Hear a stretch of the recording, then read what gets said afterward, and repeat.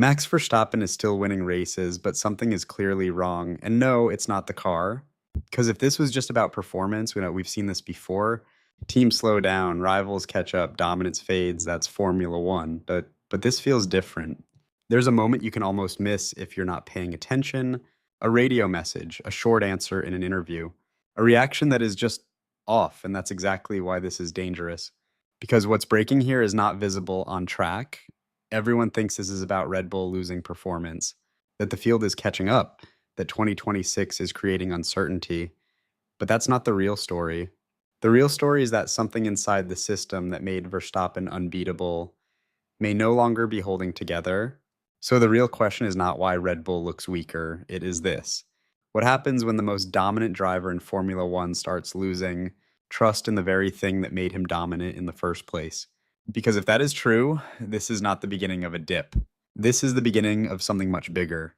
And to understand that, we need to go back to what everyone thinks is happening right now. On the surface, this looks simple. Red Bull is slower. The field is catching up. McLaren is sharper. Ferrari is more consistent. Mercedes is at least trying to come back. We've seen cycles like this before.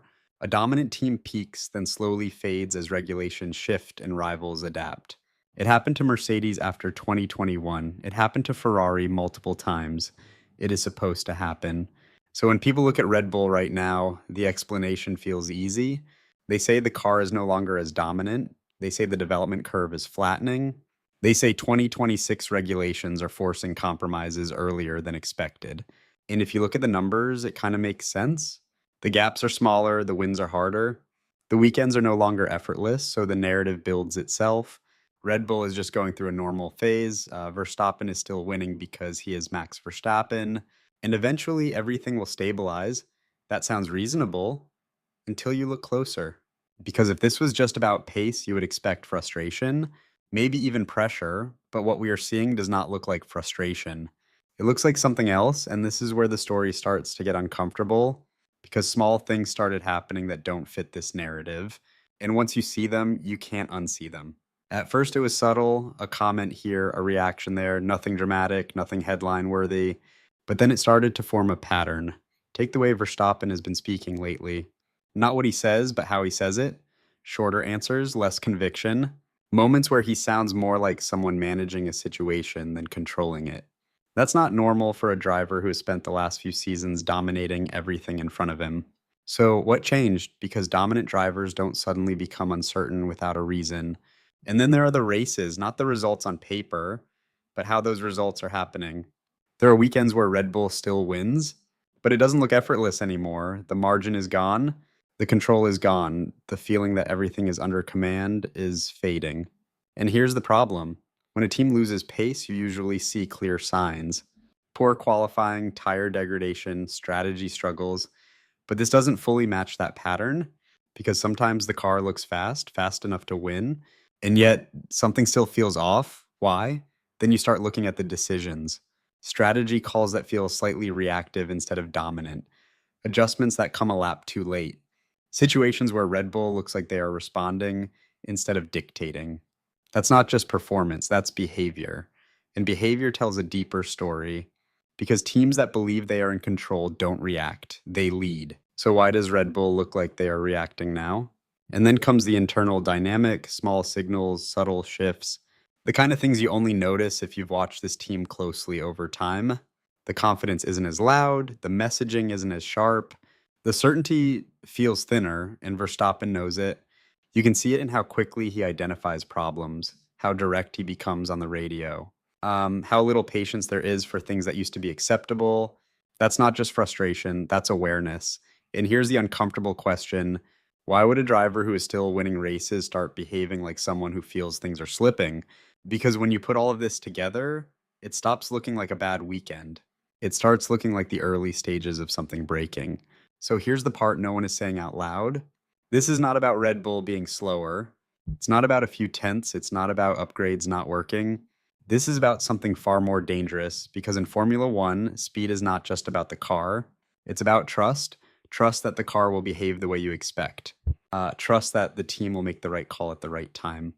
Trust that the system around you is strong enough to support your performance. And once that trust starts to crack, everything changes. So here is the reframe. It is not that Verstappen is struggling because the car is weaker.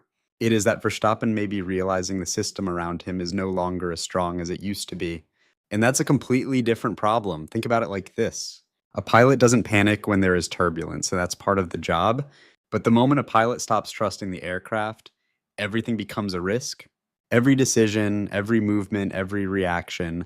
And that's where the situation starts to feel different. Because what we are seeing is not a driver adapting to a slower car.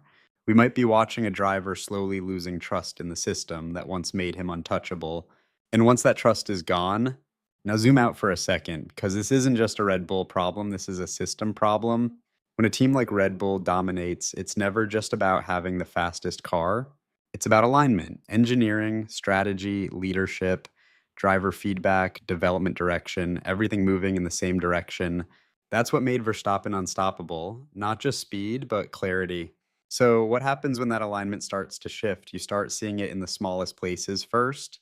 Development choices that don't fully match the driver's style, setups that require more compromise. A car that is still fast, but no longer intuitive. And here's where 2026 changes everything.